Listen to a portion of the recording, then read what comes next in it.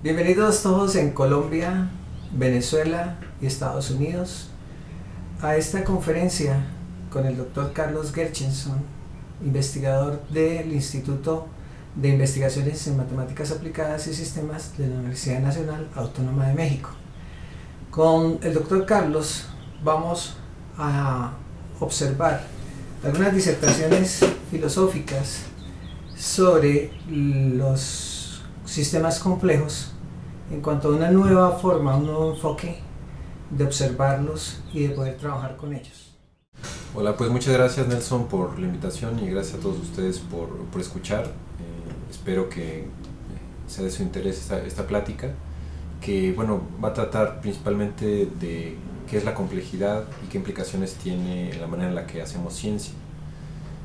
Muy bien, entonces voy a dar un poco de introducción sobre el tema, después me voy a enfocar un poco sobre qué es la complejidad. También algo muy relevante es qué es el lenguaje y cómo lo usamos en ciencia a la hora de hacer modelos. Y también el papel de la adaptación que tiene en los sistemas complejos y en cómo podemos controlarlos y cómo podemos enfrentarlos. Después les voy a platicar un poco sobre autoorganización, que es un método en el que yo me he enfocado precisamente para dotar a los sistemas de cierto grado de adaptación. Y después, como ejemplos, les voy a platicar rápidamente sobre trabajos que hemos hecho sobre semáforos autoorganizantes, autoorganización en transporte público y también en burocracias. Y vamos a cerrar con conclusiones. Entonces, la ciencia tradicional desde tiempos de Galileo, de Newton, de Descartes, de Laplace, ha sido muy útil. Sin embargo, no quiere decir que no pueda ser criticable. ¿Por qué? Porque tiene ciertos límites, ¿no? Es muy útil en ciertos contextos, pero después de 400 años ya hay mucha evidencia de muchos dominios donde la ciencia tradicional se ve muy limitada. Entonces, una de las presuposiciones del método científico tradicional es que asume que el mundo es completamente previsible. Esto quiere decir que si tenemos información actual sobre un sistema, podemos decir cuál va a ser su estado futuro. El ejemplo más claro de esta visión del mundo la podemos ver con el demonio de Laplace. Laplace dice, bueno, imagínense que hay una inteligencia superior o demonio que tiene un conocimiento sobre todas las posiciones y todos los momentos de todas las partículas del universo. Entonces, siguiendo las leyes de Newton, podría conocer todo el futuro del universo y también todo el pasado, porque las leyes de Newton son reversibles. Entonces, pues esto tiene muchos lugares por donde se puede criticar. Uno de ellos, con termodinámica, pues ya se vio que hacia el pasado no se puede predecir. ¿Por qué? Porque aunque tú tengas un sistema determinista, hay cierta convergencia de estados. Esto quiere decir que estados distintos me llevan al mismo estado actual. O también en física esto se conoce como disipación. Entonces, en un sistema disipativo, yo puedo saber de qué estados pude haber llegado al estado en el que estoy, pero no sé exactamente en cuál. Entonces, el conocimiento del pasado es muy limitado.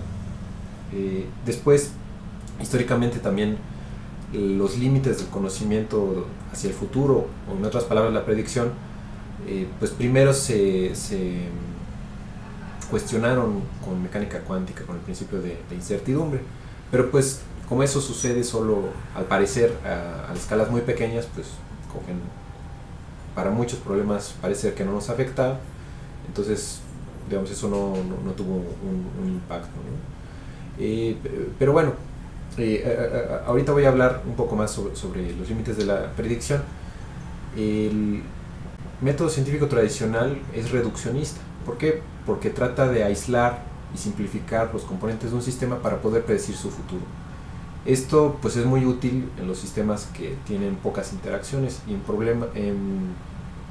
problemas o sistemas que no están cambiando en el tiempo. Esto se puede conocer como problemas de espacio estacionario. ¿Por qué? Porque si yo puedo comprender bien un fenómeno, pues entonces de manera reduccionista yo puedo simplificarlo y construir un modelo que me va a dar cierta información sobre el futuro de ese sistema. Y digamos, esto ha sido inmensamente útil en medicina, pues en el siglo XX se duplicó la esperanza de vida en el planeta, las computadoras han sido desarrolladas con este método, todos los avances en ingeniería, en la revolución industrial, mecánica, las estructuras de edificios, digamos, han sido avances realmente impresionantes. Sin embargo, como mencionaba, hay límites para este método. Uno es cuando tenemos espacios de búsqueda inmensamente grandes, ¿no? Cuando hay muchos más estados de los átomos que hay en el universo, entonces pues no hay tiempo de explorar exhaustivamente todas las posibilidades que hay. Distintos métodos y heurísticas de optimización han servido para atacar este tipo de problemas con espacios muy, muy grandes. Por otro lado, tenemos espacios o problemas que están cambiando constantemente. Entonces, como están cambiando constantemente, si yo ya tengo una solución para ese problema y la trato de aplicar, cuando la aplique ya va a ser obsoleta porque el problema va a haber cambiado. Entonces, la adaptación es un concepto que se usa mucho para este tipo de problemas, que van más allá del método reduccionista. Entonces, históricamente, la predicción desde fines del siglo XIX, Poincaré estudió el problema de los tres cuerpos celestes. Newton había resuelto el problema de los dos cuerpos celestes con la ley de la gravitación universal pues por ahí del siglo XVII. Entonces, pues para fines del siglo XIX ya la comunidad científica decía, bueno, ya nada más es un cuerpo más, ¿qué tan difícil puede ser? Entonces, hasta hubo un gran concurso, el rey de Noruega convocó a la comunidad científica internacional y este concurso lo ganó Poincaré, no porque resolviera el problema en sí, sino porque demostró lo difícil que era resolverse. Y es difícil porque hay lo que muchas décadas después se conoció como caos determinista. Aunque uno tenga las leyes que rigen al sistema, hay una sensitividad a los estados del sistema que limita mucho la previsibilidad. Entonces, aunque tenemos una dinámica determinista, no hay aleatoriedad, no hay incertidumbre. Al yo no tener la precisión suficiente, hay una alta sensibilidad a condiciones iniciales, entonces no puedo predecir mucho más allá. Entonces, el ejemplo más usado de esto es el pronóstico meteorológico. No es que no se conozca la dinámica atmosférica, sí se conoce cómo es. Simplemente, si yo tengo instrumentos de medición que me dan variaciones de una milésima o millonésima de grado con el estado actual, entonces digamos, esto puede ser en temperatura o en humedad, en presión. Entonces la predicción a 3, 5, 7 días va a ser muy distinta dependiendo de el valor preciso. Entonces, como yo no tengo una precisión infinita, mi predicción es muy limitada. Y pues lo mismo se da en mercados de valores, en tráfico vehicular en las ciudades. Entonces, por ahí de los 50, 60, 70 que se empezaron a estudiar estos sistemas caóticos que, a pesar de ser deterministas, limitaban la previsibilidad de los sistemas, hubo gente que se preguntó, bueno, si no podemos predecir estos sistemas, esto quiere decir que el método científico tradicional no sirve. Y hubo gente que defendía el método científico tradicional porque decían, bueno, hay límites en la práctica, pero en teoría si tuviésemos una precisión infinita, entonces los sistemas caóticos serían predecibles. Entonces los límites solo son por, digamos, nuestros límites computacionales, no por algo inherente a la dinámica de los sistemas caóticos. Y más aún, se han desarrollado técnicas para controlar los sistemas caóticos. Por ejemplo, usando el teorema de la sombra, que digamos no voy a ir a los detalles, pero básicamente lo que tratan de hacer es, con perturbaciones mínimas, ir guiando a un sistema caótico a una trayectoria deseada. Entonces, digamos, eso también en la práctica, aunque uno tenga un sistema caótico, si uno puede controlarlo, pues entonces ya tiene esa previsibilidad. no sé, hay proyectos que tratan de controlar huracanes, ¿no? Para disminuir su intensidad, y pues estaría muy bien que fueran exitosos, pero digamos todavía no hay nada que indique que sean fáciles de lograr. Bueno, entonces entremos ahora con la complejidad. La complejidad es pues un término que se ha usado con muchos sentidos distintos, a veces hasta opuestos, en distintas áreas. Entonces es algo muy difícil de definir. También hay muchas medidas distintas de complejidad que se han propuesto, se han usado, y digamos, no hay un acuerdo en la comunidad científica internacional sobre qué es exactamente la complejidad. Sin embargo, en lo que sí estamos de acuerdo es que es algo muy relevante, ¿no? Bueno, creo que hay algo similar en biología, ¿no? Que, digamos, todos están de acuerdo que la biología es relevante, sin embargo todavía no hay una definición aceptada de qué es la vida. Pero bueno, etimológicamente complejidad viene del latín plexus, que quiere decir entretejido. Entonces, esto intuitivamente nos dice que algo que es complejo es algo que es difícil de separar. ¿Por qué un sistema sería difícil de separar? Principalmente porque las interacciones crean interdependencia entre sus componentes. ¿Por qué las interacciones son relevantes? Porque van generando información que es relevante. Esta información que es nueva, no está en las condiciones iniciales y de frontera del sistema. Entonces esto genera otra fuente de imprevisibilidad. En otras palabras, no es posible preespecificar un problema antes de correrlo, ¿no? Antes de observarlo. Y no solo eso, sino como estas interacciones, esta información nueva, que también pueden ser variables nuevas que no estaban contempladas, puede ir cambiando el problema mismo. Tenemos espacios no estacionarios muy frecuentemente cuando tenemos complejidad, entendida en este sentido como interacciones relevantes. Y bueno, ejemplos de sistemas complejos abundan. Por ejemplo, una célula, pues físicamente puede considerarse simplemente un montón de moléculas. Sin embargo, decimos que la célula está viva. Entonces, las propiedades de un sistema vivo no están en las moléculas. Entonces, ¿de dónde vienen? Pues de las interacciones. Si nosotros estudiamos de manera reduccionista una célula, molécula por molécula, sin fijarnos en las interacciones, pues no vamos a poder entender de dónde vienen estas propiedades de regeneración, de crecimiento, de reproducción, de transmisión de información, de adaptación, metabolismo y demás. De manera similar, en los cerebros, pues si uno estudia un cerebro de manera reduccionista, pues va a haber neuronas, pero si uno ve a las neuronas aisladas, uno no va a entender cómo es que a partir de sus interacciones se genera razonamientos, lenguajes, emociones y demás. Y de manera similar en ciudades, en internet, en mercados de valores, en comunidades de animales, en ecosistemas, en biosferas. Hay interacciones muy relevantes que si uno quiere comprender las propiedades del sistema, tiene que fijarse en las interacciones. Entonces, esto definitivamente limita la utilidad del método científico tradicional, que es reduccionista. Entonces, quisiera mostrarles un ejemplo de las implicaciones de la complejidad con un autómata celular bastante sencillo que se conoce como el juego de la vida.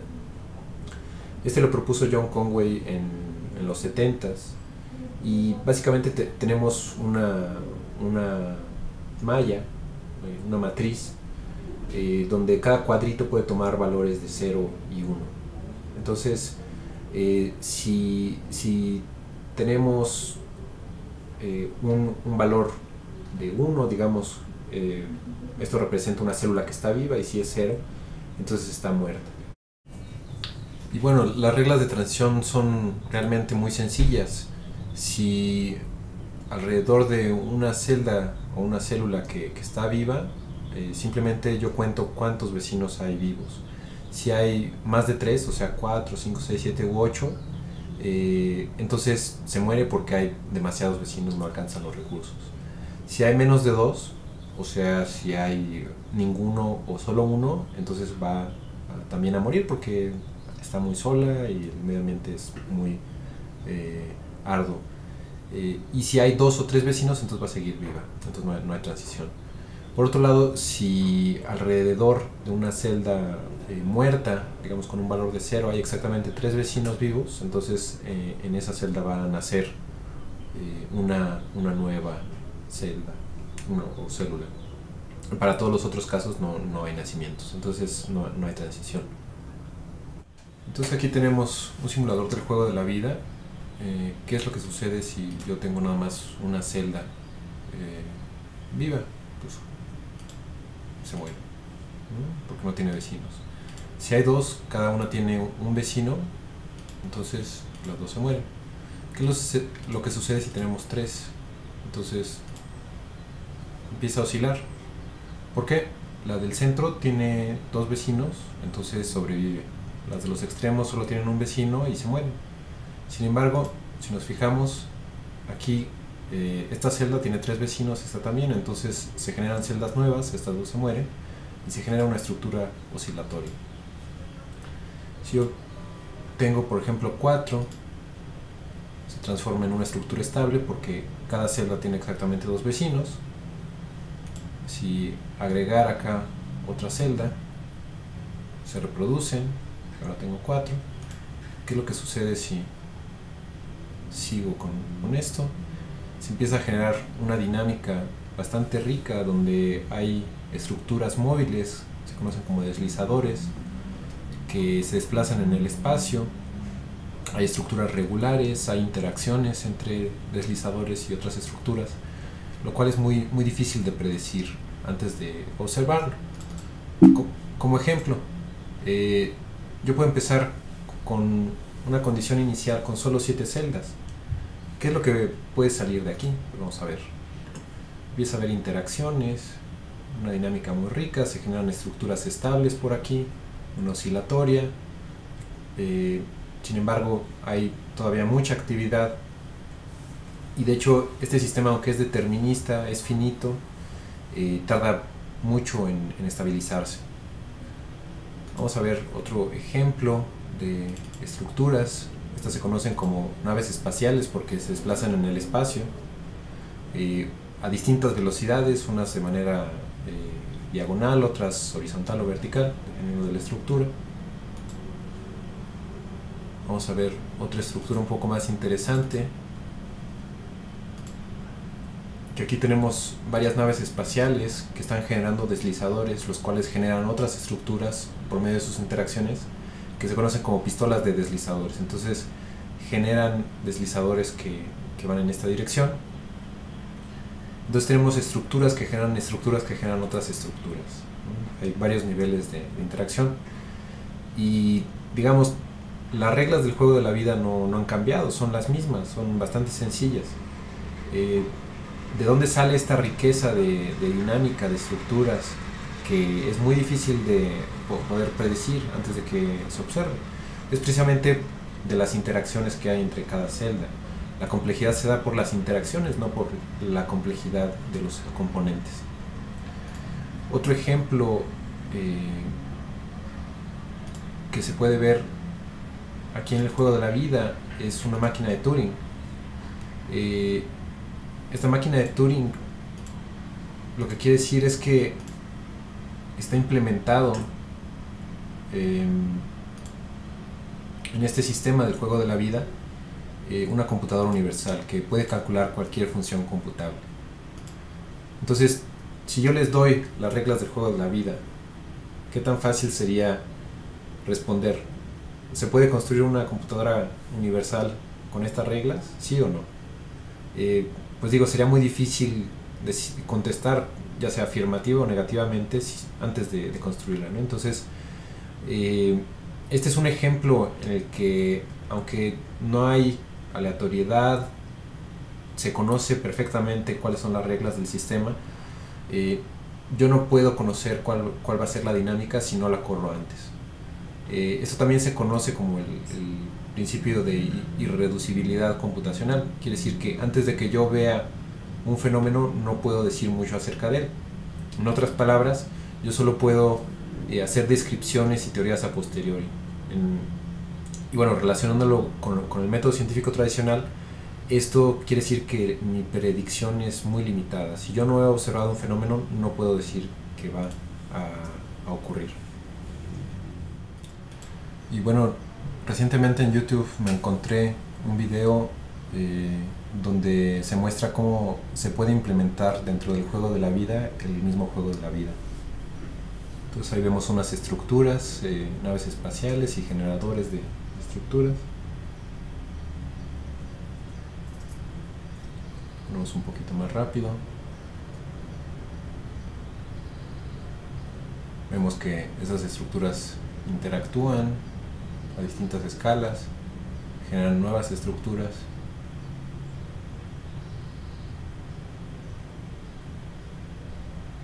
Y finalmente se representa el mismo juego de la vida a una escala mucho mayor.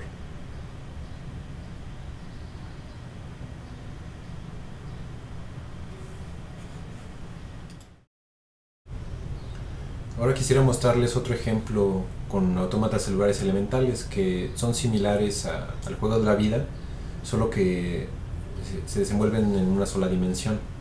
Entonces, otra vez tenemos cuadritos que pueden tomar valores de 0 o 1, pero el futuro el estado de cada cuadrito depende de su estado pasado y del estado de sus vecinos. Entonces, pues siendo sistemas tan sencillos se pueden explorar todas las interacciones posibles, todas las reglas distintas que pueda haber. Y bueno, esto se ha hecho. Entonces se han explorado distintas reglas y observado qué comportamiento es el que causa. Entonces aquí tenemos en NetLogo implementados estos autómatas celulares elementales. Uno puede escoger de las 256 reglas distintas cuál se quiere explorar. Entonces, no sé, por ejemplo, exploramos la 254, inicializamos con un solo 1 hasta arriba y el tiempo fluye hacia abajo. Y pues vemos que pues, no sale algo muy interesante. Por ejemplo, con la regla 250, igual iniciamos con un solo 1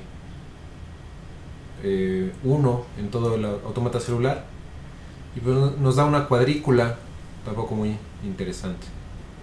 Entonces pues uno se podría preguntar, bueno, pues con reglas tan sencillas, ¿qué tanta complejidad podrías tener?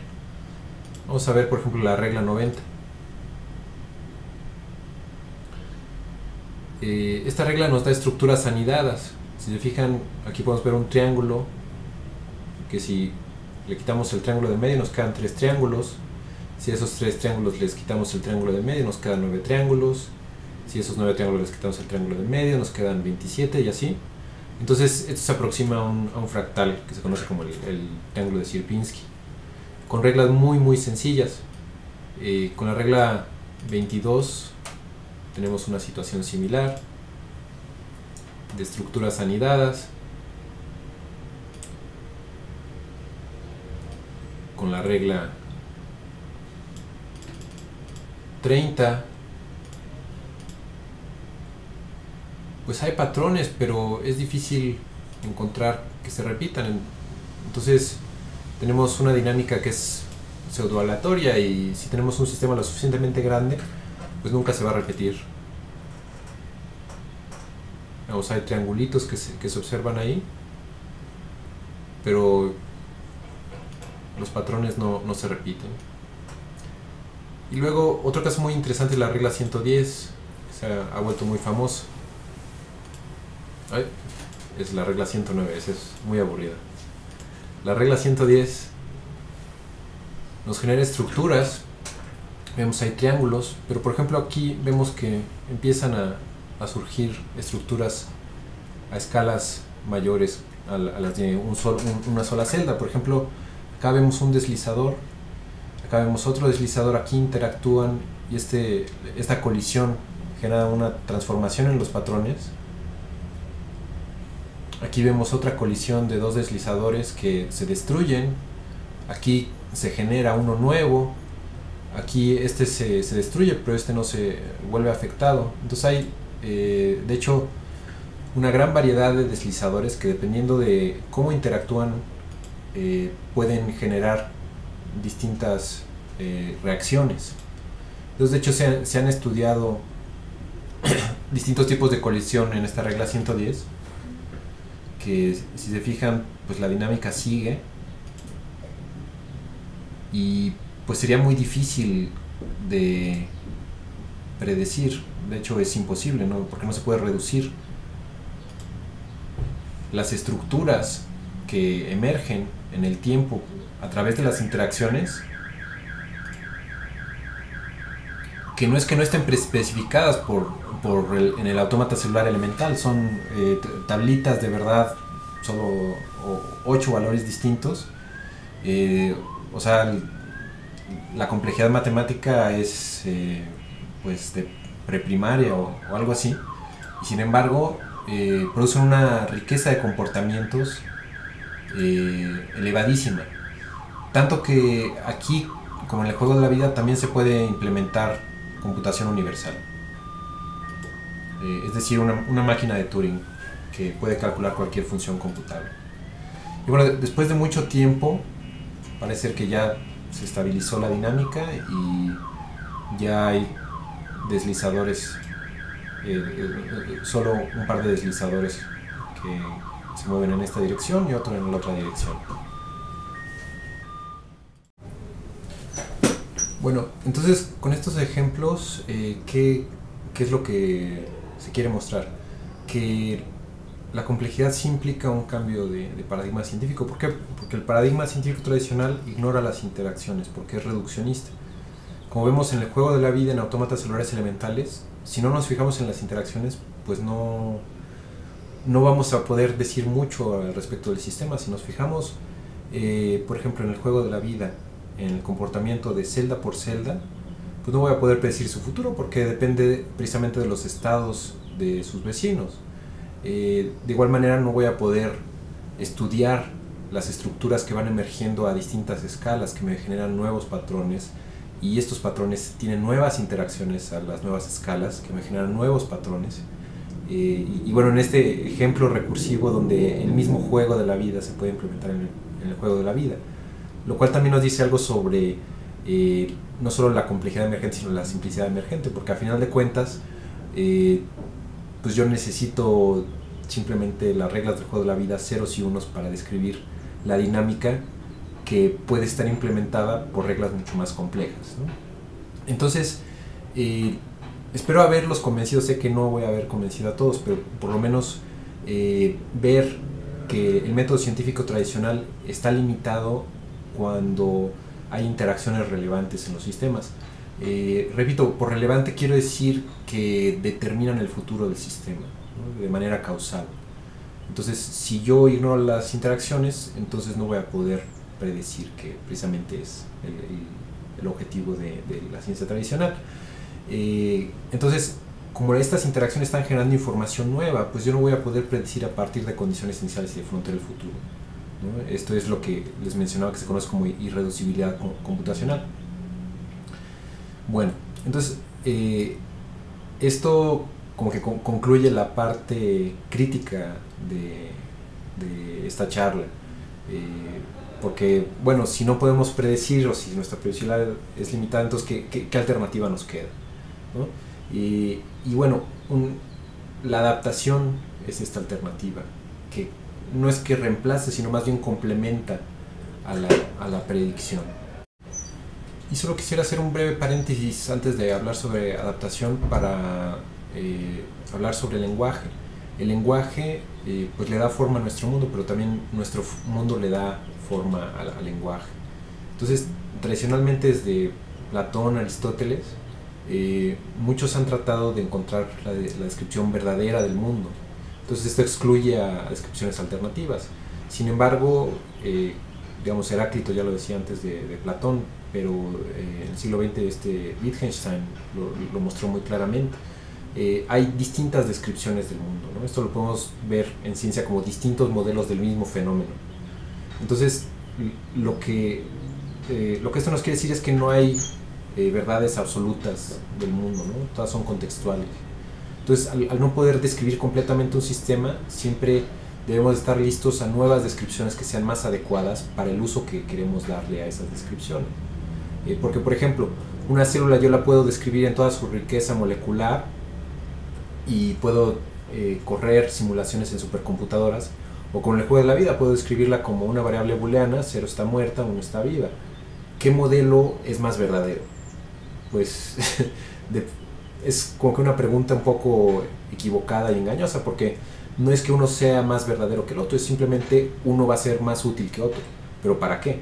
Entonces depende del contexto en el que a mí me interesa tener un modelo en el que yo pueda juzgar la utilidad de distintos modelos, ¿no? Obviamente hay modelos que no son útiles y entonces se desechan, pero al no haber a priori o por la misma definición de que hay múltiples modelos para múltiples contextos y los contextos están cambiando constantemente, pues no va a haber un modelo último del mundo, porque para algunos propósitos yo voy a crear un modelo más específico y para otros propósitos yo voy a crear un modelo más abstracto, ¿no? Entonces, para ilustrar esto, imagínense que tenemos una esfera que es mitad blanca y mitad negra, pero nosotros solo podemos ver una perspectiva. Entonces, de hecho, no vemos una esfera sino un círculo. Entonces, ¿de qué color es el círculo? ¿No? Yo les puedo preguntar. Entonces, la respuesta depende de la perspectiva desde la cual estén observando a la esfera. O, dependiendo de su percepción, van a ver un círculo negro, un círculo blanco, mitad negro, mitad blanco. Y si queremos hacerlo democráticamente, pues no necesariamente vamos a tener una distribución homogénea. Puede ser que la mayoría estén percibiendo a la esfera desde una perspectiva y entonces no va a ser representativo. Entonces, digamos, lo mismo sucede con cualquier fenómeno. Hay distintas perspectivas desde las cuales se puede observar y uno no puede decir que una es más verdadera que la otra, ¿no? Simplemente distintas perspectivas van a ser más adecuadas o más completas o menos incompletas dependiendo de distintas características y también importa mucho el propósito en el que tengamos para usar un modelo.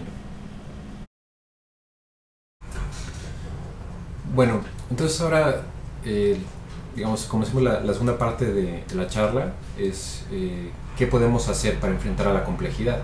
Si nuestra previsibilidad es limitada, entonces ¿qué alternativa nos queda? ¿No? Y bueno, la adaptación es algo que nos permite enfrentar esta complejidad. Podemos definir a la adaptación como la habilidad de un sistema de cambiar de comportamiento en presencia de una perturbación. Entonces, la predicción, en contraste, trata de actuar antes de que ocurra una perturbación, lo cual es deseable porque una perturbación puede dañar o hasta destruir a un sistema.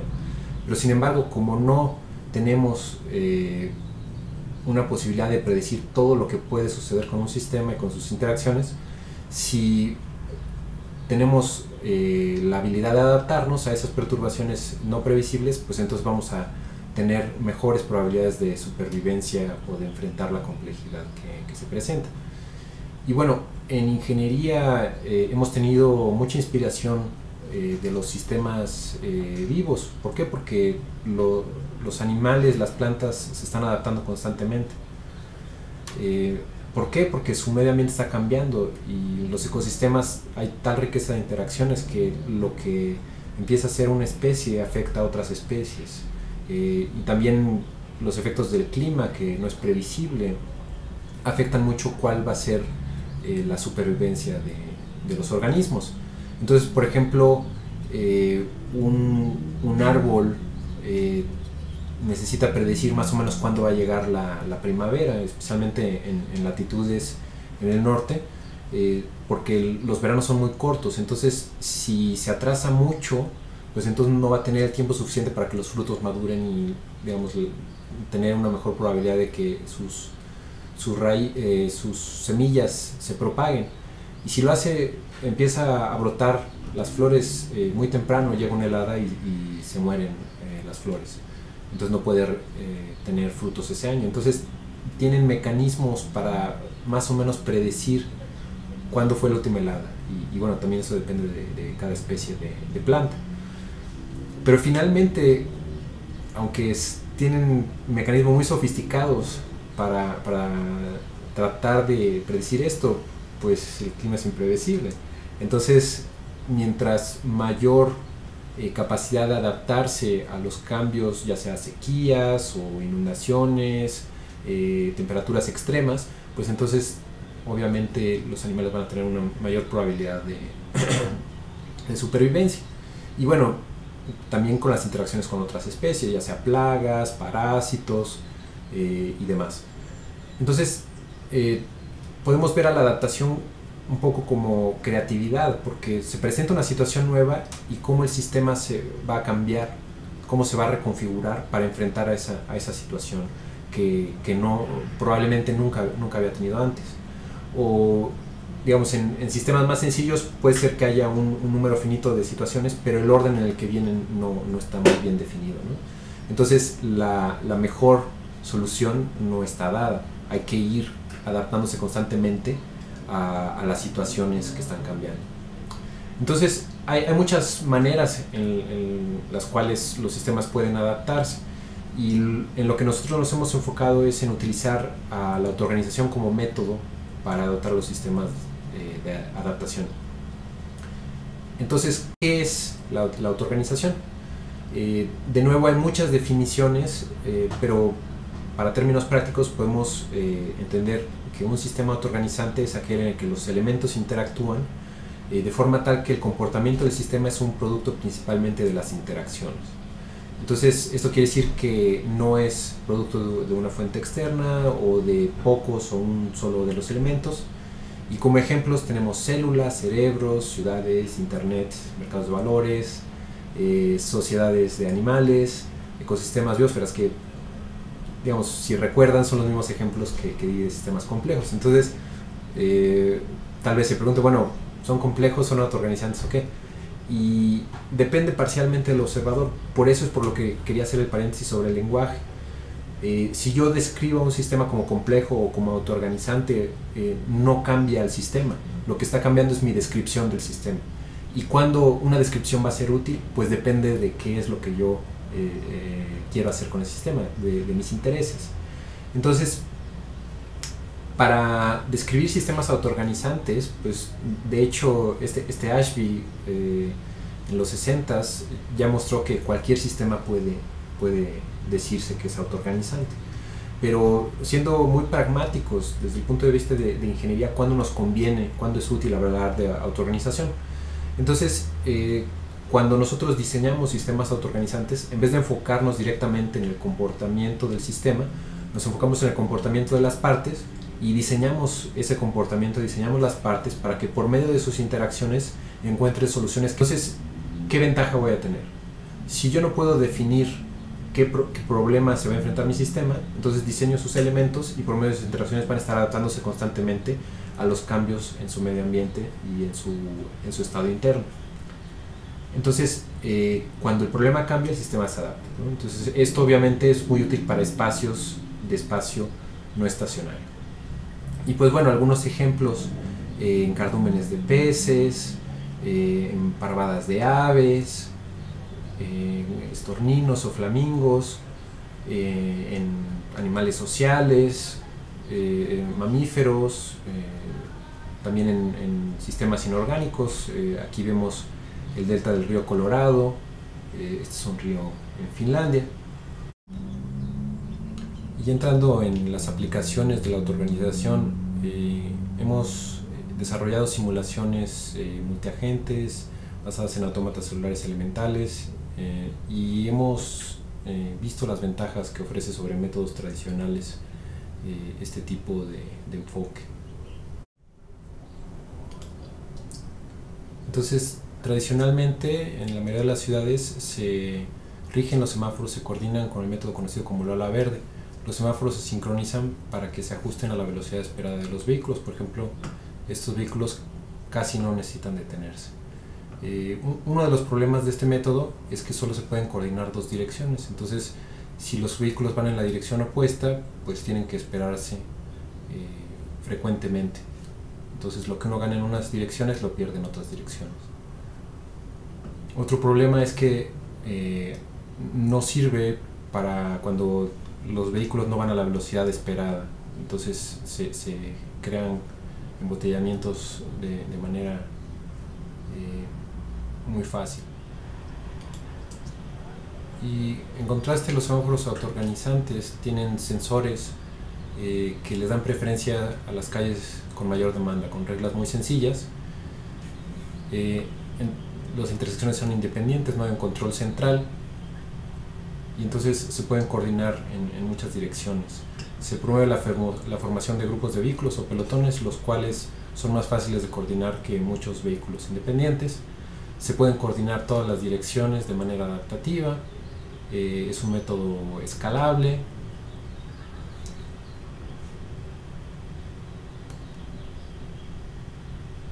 Y también previene embotellamientos para densidades muy altas. Entonces tiene muchos beneficios sobre el método tradicional.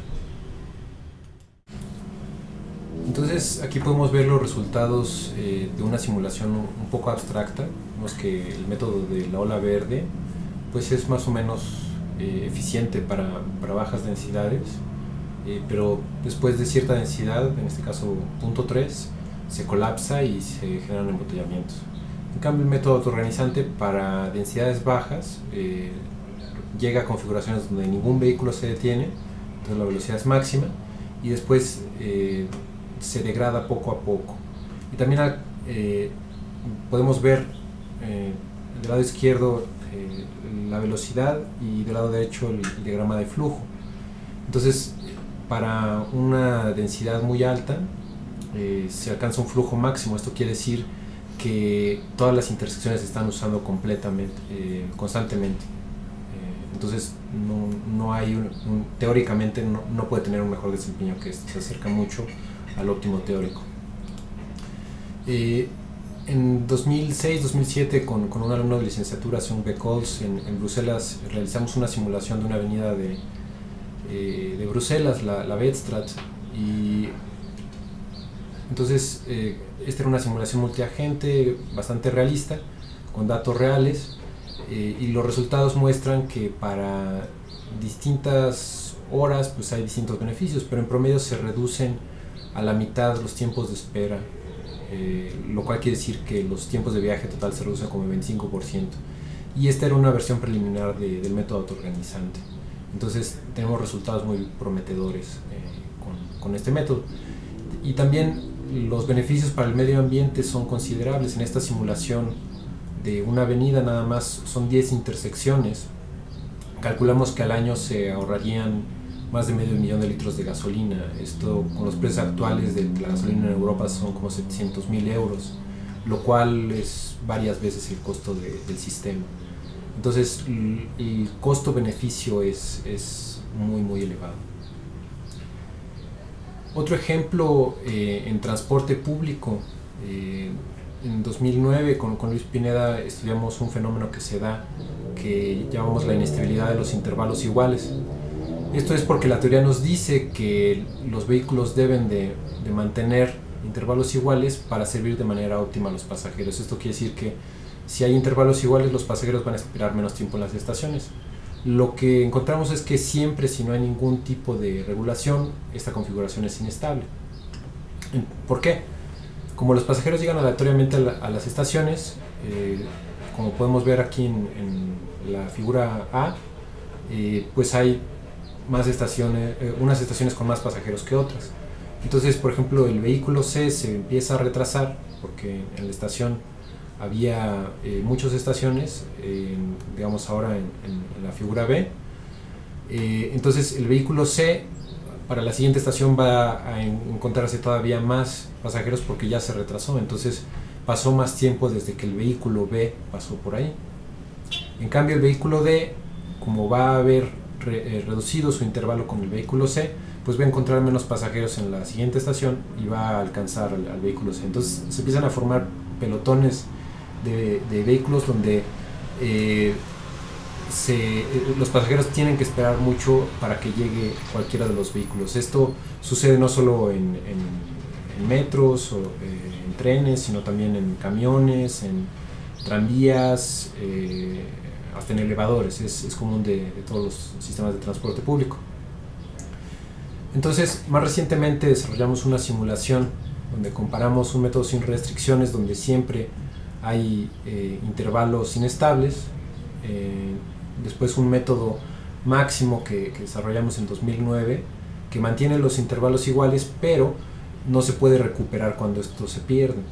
Y propusimos otro método autoorganizante que se inspira un poco en las hormigas, básicamente para que a través del medio ambiente los vehículos tengan cierta comunicación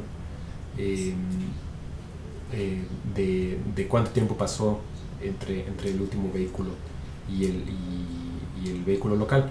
Entonces, también considerando la demanda local, este algoritmo es relativamente sencillo. Básicamente se cuentan cuántos pasajeros hay en una estación cuando llega un vehículo, y si se compara este número con el valor de la antiferomona, que representa cuánto tiempo tiene el último vehículo que pasó, y si hay muchos pasajeros, pues entonces va a tener una probabilidad de esperarse un poco más. Si hay pocos pasajeros o ya ninguno, entonces se va a ir.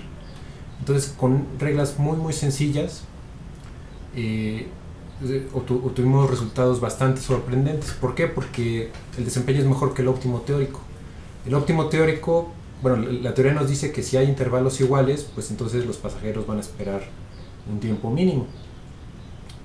Aquí en la figura A podemos ver los retrasos de los pasajeros para distintas densidades de pasajeros y para distintos métodos, y en la figura B la desviación estándar de los intervalos. Mientras menor sea esta desviación estándar, entonces quiere decir que hay intervalos más regulares.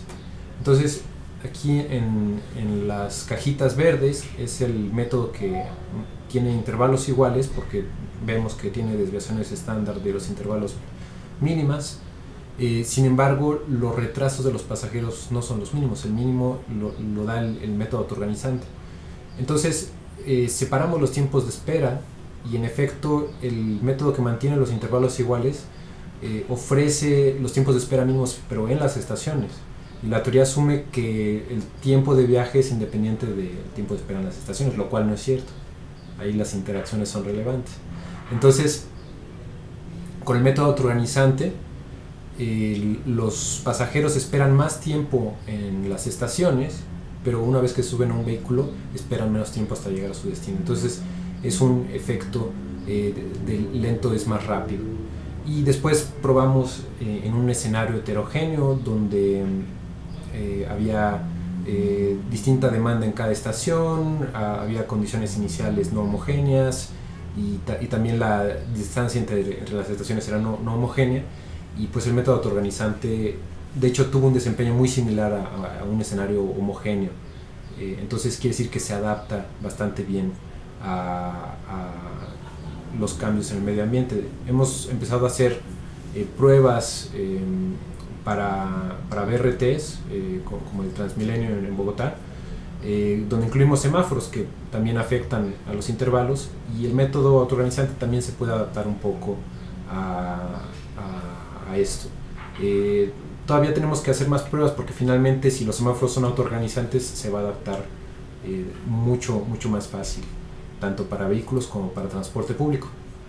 Entonces, en este problema de transporte público, la teoría actual se enfoca en los tiempos de espera en las estaciones. Sin embargo, como mencionaba, hay un efecto lento es más rápido que permite un desempeño supraóptimo. Esto quiere decir que es todavía mejor que el óptimo teórico. Que bueno, también quiere decir que la teoría estaba mal. Entonces, lo que nos permite hacer la autoorganización es adaptarse localmente a la demanda actual, y nos está ofreciendo constantemente soluciones que el método no está predefiniendo, ¿no? Conforme sea la demanda actual, el método está generando soluciones instantáneas para esa demanda. Entonces, una cuestión muy importante es que esta adaptación concuerda con la escala temporal en la que el sistema está cambiando, porque si yo tengo un sistema adaptativo que se adapta cada 2 horas, pues no va a ser tan útil como un sistema como este que se está adaptando cada segundo, que es a la escala a la que cambia el problema. Y bueno, finalmente también hay que considerar el factor social. ¿Por qué? En muchos sistemas, tales como en el metro, la única fuente de retrasos que nos lleva a inestabilidad es el comportamiento de los pasajeros. Entonces, simplemente si uno llega a un sistema e implementa este algoritmo, pues no va a resolver el problema, porque tiene también que educar a los pasajeros, ofrecerles información adecuada para que puedan los pasajeros mismos tener las decisiones que les convengan a ellos mismos, ¿no? Cómo le informamos a los pasajeros qué comportamiento deben de tener para llegar de manera más eficiente a su destino. Y bueno, el último ejemplo ya lo menciono muy rápido. Hemos aplicado ideas similares a burocracias. La idea es básicamente, si uno tiene rastro de información en un sistema, puede mejorar la eficiencia de distintas maneras. Hemos desarrollado un modelo que llamamos redes de agentes aleatorias, y en simulaciones hemos visto que con muy pocas adaptaciones uno puede llegar a tener un desempeño muy cercano al óptimo teórico, y a veces supraóptimo también, ajustando simplemente la demanda de cada agente. Entonces, ya para concluir, bueno, la complejidad nos ha mostrado que el mundo no es previsible. Podemos tratar de ignorarlo o aceptarlo y construir nuestros sistemas de acuerdo con este hecho. Muchos hablan sobre las ciencias de la complejidad y hay un poco de confusión de qué es lo que quiere decir esto, ¿no? ¿Por qué? Porque la complejidad no es una ciencia en sí, como la biología o la física. ¿Por qué? Porque estudia fenómenos complejos, y fenómenos complejos hay en todas las escalas. No es tanto una ciencia, sino es una nueva manera de hacer ciencia. Entonces, tanto en física, como en economía, como en urbanismo, en todas las disciplinas nos encontramos complejidad. Entonces, los métodos que se están desarrollando para enfrentar la complejidad de los sistemas son útiles en todas las áreas. No es que sea una ciencia independiente, sino que es una nueva manera de hacer ciencia, que finalmente no está peleada con el método científico tradicional, que sigue siendo útil, pero, como mencionaba, es limitado para las situaciones donde hay previsibilidad limitada, y esta previsibilidad limitada la dan las interacciones. La adaptación, por lo tanto, no reemplaza a la predicción, porque siempre es deseable poder predecir los fenómenos antes de que estos ocurran, pero si no podemos predecir, pues entonces es mejor poderse adaptar.